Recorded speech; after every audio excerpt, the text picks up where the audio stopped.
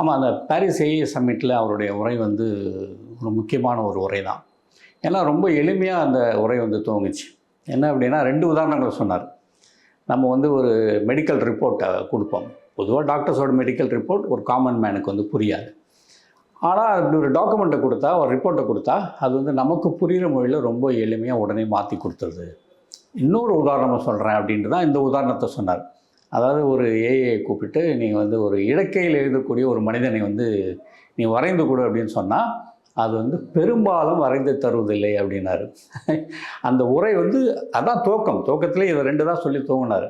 சொன்னோன்னே பல பேர் வந்து என்ன பண்ணாங்கன்னா, என்ன மோடி இப்படி சொல்கிறாரு, இடக்கையில் எழுதக்கூடிய ஒரு இமேஜை வரையாத ஏஐ என்னென்னமோ வரையுது அப்படின்னு சொன்னாங்க. ட்ரால் பண்ணாங்க.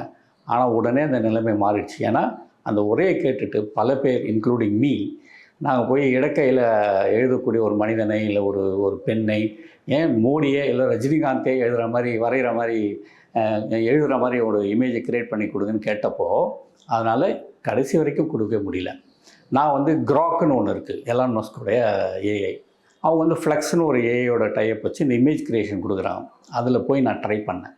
அது கடைசி வரையில் இடது கையால் எழுதக்கூடிய எந்த மனிதனையும் வரைய முடியவே இல்லை. இப்போது வரைக்கும் எனக்கு இதான் அனுபவம்.